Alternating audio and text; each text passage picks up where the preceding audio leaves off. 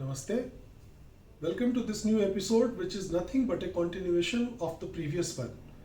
In the last episode, I had spoken about the recently produced digital records, which are not so good according to me, and I'm, pretty happy कि आप में से बहुतों ने, in fact तकरीबन सबने मेरी बात से एग्री किया है और सबने ये लिखा है अपनी एक्सपीरियंस से कि जो डिजिटल रिकॉर्ड्स हैं वो उनको उतने नहीं अच्छे लगते जितने कि पुराने वाले एनालॉग मास्टर्ड रिकॉर्ड्स। तो इसका रीज़न क्या है? इसका रीज़न बहुत सिंपल है कि एज ए ह्यूमन बीइंग हम एनालॉग ही सुनते हैं बचपन से लेके अपने पूरे लाइफ स्पैन तक। नेचर में जितनी भी आवाज़ें हैं वो सब एनालॉग हैं। Whatever you hear, whatever you speak reaches to the other person's ear along with lot of other voice or other sound and other noise. Digital क्या करता है कि इस एक्स्ट्रा वॉइस एक्स्ट्रा नॉइज को हटाने की कोशिश करता है just to make it very clean, और इसी में सारी गड़बड़ हो जाती है। अब आप इस बात को ऐसे समझें कि जैसे आपको किसी से बात करनी हो, आप व्हाट्सएप कॉल भी कर सकते हैं। व्हाट्सएप कॉल पे भी आपकी बात हो जाएगी, आपका काम हो जाएगा, लेकिन वो डिजिटल वे ऑफ कम्युनिकेशन है। बट क्या वो उस कम्युनिकेशन का मुकाबला कर सकता है जहां आप उस व्यक्ति के साथ एकदम बिल्कुल फ्लैश एंड बोन में बात करें, आमने सामने बैठ के? कभी नहीं करेगा। जो फुलफिलमेंट आपको होगी बिल्कुल फिजिकल मीट करके, वो डिजिटल मीट में कभी आपको वो आनंद आएगा ही नहीं। ठीक उसी तरह से जैसे कि कोई एनालॉग घड़ी है, आपने पुरानी घड़ियां देखी होंगी जिसमें सेकंड की जो सुई होती थी बिल्कुल ऐसे चलती थी, जिसको हम स्वीप क्लॉक कहते थे। वो घड़ी के एक पॉइंट से दूसरे पॉइंट के सारे पूरे के पूरे पाथ को बराबर ट्रैवर्स करती थी। फिर आए क्वार्ट्ज बेस्ड डिजिटल वॉचेस। वो क्या करते हैं? 4, 5, 6, 7 ऐसे करके आगे बढ़ते हैं। लेकिन सपोज करिए कि the movement from point 5 two point 6 is in one go.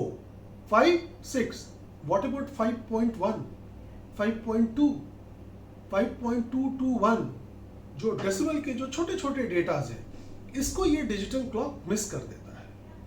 वो केवल इंपॉर्टेंट पॉइंट्स को कवर करता है। हमारा काम तो हो जाता है, लेकिन उसको हम डिजिटल कहते हैं क्योंकि वो पूरी की पूरी जर्नी को रिफ्लेक्ट नहीं करता।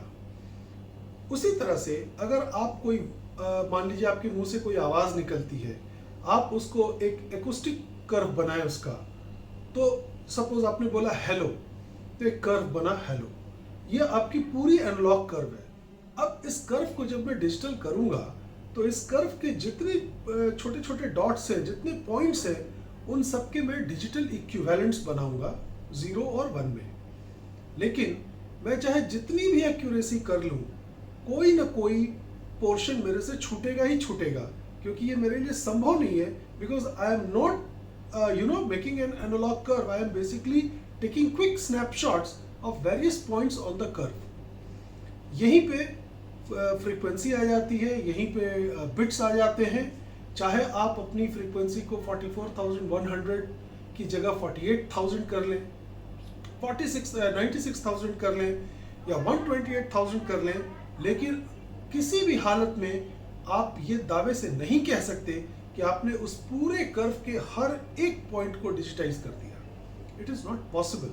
और यही रीज़न है कि डिजिटल में चाहे कितनी भी एक्यूरेसी के साथ आप उसको कन्वर्ट करें, कुछ न कुछ तो लॉस होता ही है। अकॉर्डिंग टू फिजिक्स 44,100 की फ्रीक्वेंसी और 16 बिट्स पे 20 हर्ट्ज से लेकर 20,000 हर्ट्ज के सारे सिग्नल कवर हो जाते हैं। और यही कारण है कि इस सैम्पलिंग रेट को चुना गया था ऑडियो सीडीज बनाने के लिए। बाद में जब लोगों को लगा कि नहीं, वी आर स्टिल मिसिंग, तो फिर सुपर ऑडियो सीडीज आए, डीवीडी ऑडियोज आए, बहुत कुछ हुआ, लेकिन डीएसटीज आए। लेकिन अभी भी एनालॉग का मुकाबला इसलिए नहीं हो पाता क्योंकि analog is the purest form of music. It is just like your natural day to day life. आप अपनी जिंदगी में जिस तरह बोलते हैं, अगर वो आवाज़ हूबहू वैसी ही रिकॉर्ड करके वापस प्लेबैक की जाए तो वो आपके ऊपर ज़्यादा असर डालेगी बनिस्बत इस बात के कि उस कर्व को हम डिजिटाइज करके दोबारा आपको सुनाएं। Digital will always have data loss. और digital gives you the capability to remove noises, remove background hiss and all those things. तो उसमें होता क्या है, हमें लगता है कि हम तो आवाज़ को बहुत प्योर कर रहे हैं, लेकिन हम एक्चुअली आवाज़ को डिस्ट्रॉय कर रहे हैं, आवाज़ से उसकी बहुत सी क्वालिटीज़ को निकाल के बाहर कर दे रहे हैं। That is data loss, that is the loss of warmth. और यही रीज़न है कि एनालॉग हमें बिल्कुल नेचुरल लगता है और हमारे कानों को प्लेजेंट लगता है। आप डिजिटल बहुत ज़्यादा देर सुन नहीं सकते, बहुत अच्छा सिस्टम होगा तो भी घंटे 2 घंटे में कानों में फटीग आ ही जाती है। और पुराने जो रिकॉर्ड्स हैं, आपने उनके ऊपर देखा होगा, पुराने एलपी रिकॉर्ड्स के पीछे लिखा रहता था या सामने लिखा रहता था from the original sound track. आज की डेट में कोई भी एलपी बन जाए डिजिटली या कोई भी सीडी बन जाए, आप उसके ऊपर ये फ्रेज नहीं लिख सकते, because scientifically it will be wrong.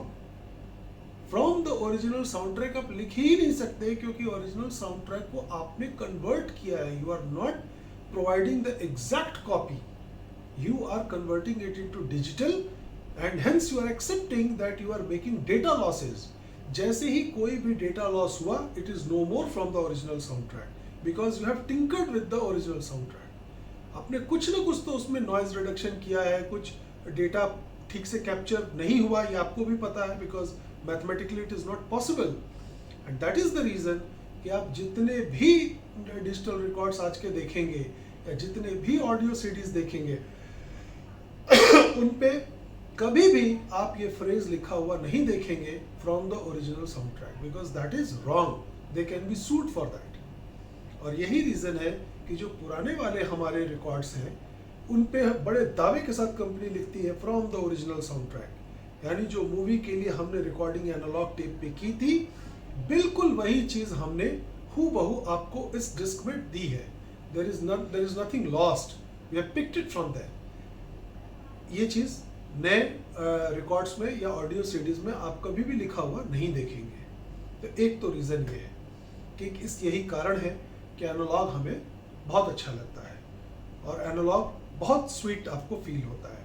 तो जब ये बात एग्री कर गए हम कि analog is better, analog makes us feel more connected to the song, more connected to the artist, then how is it wise for you to buy a digital record? आप जब इस बात को मानते हैं कि एनालॉग अच्छा है तो फिर आप डिजिटल रिकॉर्ड ले रहे हैं। क्यों ले रहे हैं? शायद इसलिए ले रहे हैं क्योंकि उसका एनालॉग वर्जन जो है बहुत कॉस्टली है, या वो रिकॉर्ड एनालॉग में कभी आया ही नहीं। ये 2 रीजंस मैं मान सकता हूँ। They can be some kind of compromise for the kind of the songs that you are looking for or the kind of music that you are appreciating. If you are unable to buy the original analog copy, or if that copy was not made in analog, then it's understandable that you are buying a digital copy. But when you have an option and when you can afford, I would sincerely suggest you to go only for the analog copies, because they are true to the soundtrack, they are the truest possible recordings, and they are very, very pleasing to your ears. Chapter closed. Once you decide to join the analog club, you will slowly, if you have just started, कुछ दिनों में आप देखेंगे कि आप एक purest बनते चले जा रहे हैं। प्योरिस्ट का मतलब हो गया कि आप किसी भी तरह का कॉम्प्रोमाइज साउंड में नहीं करना चाहते। तो इसलिए and that is why the term audiophile now comes into play, wherein the people become so finicky, they become such a big fuss pot कि वो हर चीज़ को बदलने में तैयार है, लेकिन उनको साउंड एकदम प्योर चाहिए, बिल्कुल अनएडल्टरेटेड चाहिए और बिल्कुल क्लीन प्योर एनालॉग चाहिए। इसके मज़े बहुत हैं, इसके विस्तार बहुत बड़े हैं, और एक बार जब आप इस दुनिया में आते हैं तो आप रियलाइज करते हैं कि the world of sound works in a very different way. तो कौन सा टर्न टेबल हम लें, किस तरह के गियर्स हम करें, इसके ऊपर मैं एक डिटेल डिस्कशन करूंगा, लेकिन आज के डिस्कशन पे हम केवल टर्न टेबल्स की बात करेंगे। We will talk only about the turntables. Let's start with them. So सबसे पहले जब हम टर्न टेबल की बात करते हैं तो what kind of turntable should you buy? The answer is very simple.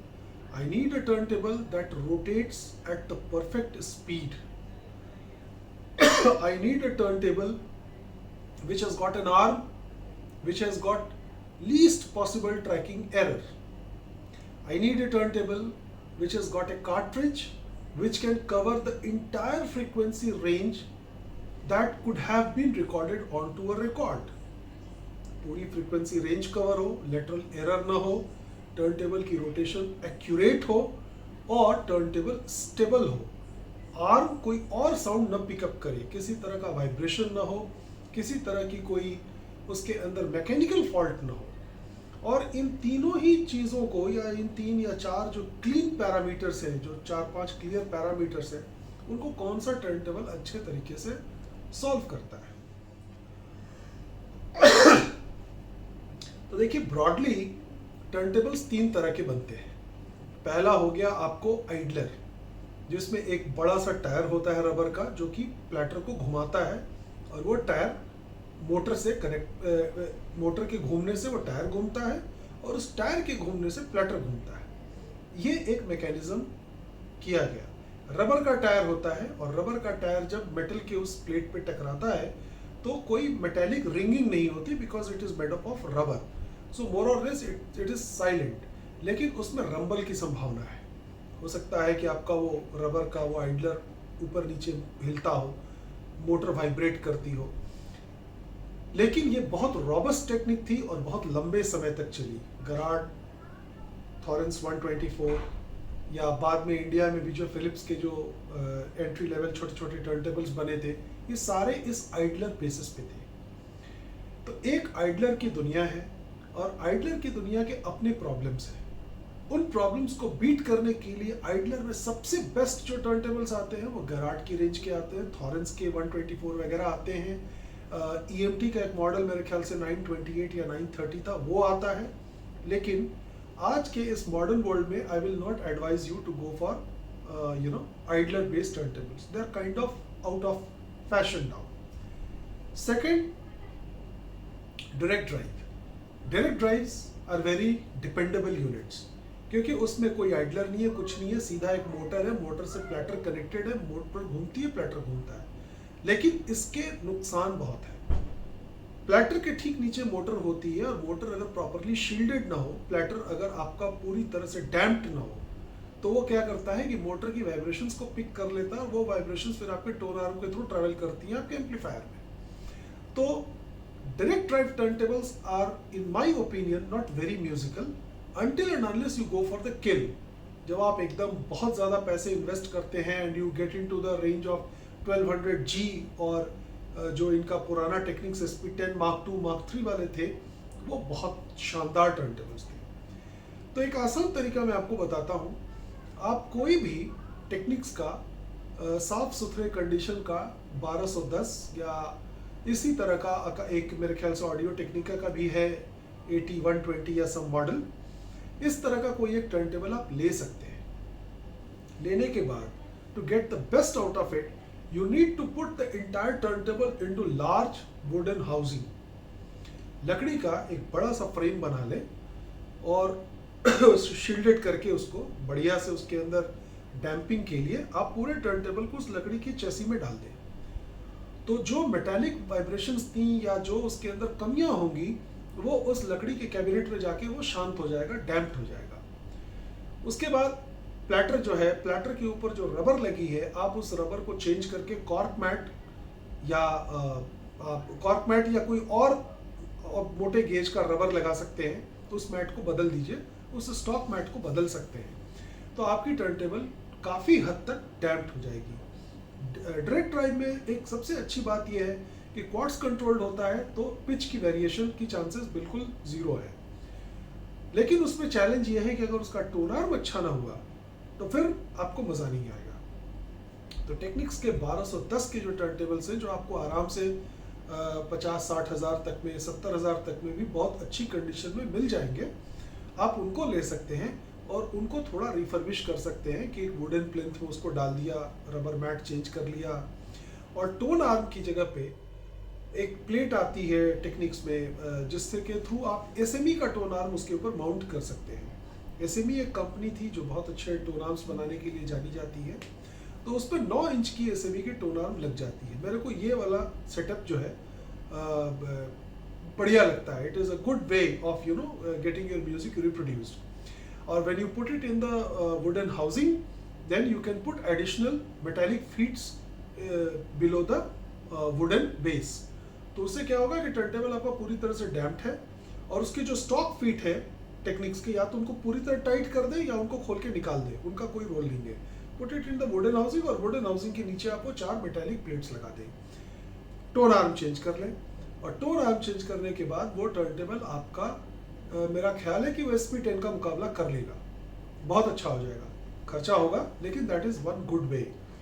Second is कि अगर आपको बजट वैसा नहीं है तो जो भी आपको मिलता है आप उसको लें, और उसमें जो भी आप चेंजेस कर सकते हैं या जो भी अपग्रेड्स कर सकते हैं, आप एडवाइस लेके करें, धीरे धीरे उसको बिल्ड कर सकते हैं। थर्ड जो टर्नटेबल्स आती है, जिनको कि मैं technically speaking they are the most musical turntables, they are the belt driven ones. क्योंकि उसमें क्या होता है कि मोटर दूर होती है, मोटर से एक बेल्ट आती है जो कि प्लेटर को घुमाती है, तो मोटर और प्लेटर के डिस्टेंस को दूर दूर कर दिया जाता है। जो बहुत ही हाई एंड टर्नटेबल्स है, वर्डियर वगैरह की या VPI स्काउट वगैरह की, उसमें मोटर की जो हाउसिंग होती है बहुत वेल शील्डेड होती है और वो प्लेटर से बहुत दूर होता है। उसमें एक बेल्ट लगती है और वो बेल्ट मूवमेंट का काम करती है। लेकिन बेल्ट ड्रिवन टर्नटेबल्स अगर आप थोड़ा चीप ले रहे हैं तो उनमें रिस्क होता है टेम्परेचर वेरिएशन की वजह से बेल्ट की साइज कम बेसी होने का, जिससे कि आपका वाव एंड फ्लटर रिस्पॉन्स जो है गड़बड़ होगा। तो when you are buying that kind of turntable, make sure that you are buying something really good, otherwise फिर वो आपको मजा नहीं आएगा। आप स्टार्ट कर सकते हैं प्रोजेक्ट के बड़े अच्छे अच्छे टर्नटेबल्स हैं जिनमें कार्बन फाइबर की टोन आर्म लगी हुई है, ऑटोफोन के 10M 2M OM इस तरह की बड़ी कार्ट्रिजेस आती है। I have not gone very deep into that, but they are good entry level turntables in project। उसके बाद इसी में बेल्ट ड्रिवन में फिर आप और ऊपर जा सकते हैं, यू कैन गो इनटू लिन सॉन्डेक वगैरह के। तो कहने का मतलब ये है कि चाहे आप कोई भी चुने, डायरेक्ट ड्राइव चुने, बेल्ट ड्राइव चुने या आइडलर चुने, in whichever type of turntable you choose, if you are buying the celebrated models of these 3 formats, तो आपको अच्छा टर्नटेबल मिल जाएगा। लेकिन शुरुआत करने के लिए to get your hands on, I think you should start with direct drive, because that is more robust and that is काफ़ी वो मजबूत होता है और वो झेल लेता है थोड़ा बहुत एब्यूज को भी।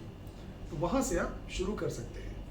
अगले एपिसोड में मैं आपको एक पर्टिकुलर टर्नटेबल के फील्ड में, जैसे डायरेक्ट ड्राइव की फील्ड है तो उसके 7-8 टर्नटेबल्स पर डिस्कशन करेंगे। Same we will do for idler, same we will do for belt driven. So I hope today's episode will give you a good idea of why analog is good, why analog we like, and how can we start listening to this analog format by using not so expensive turntable. Catch you in the next video. Namaste.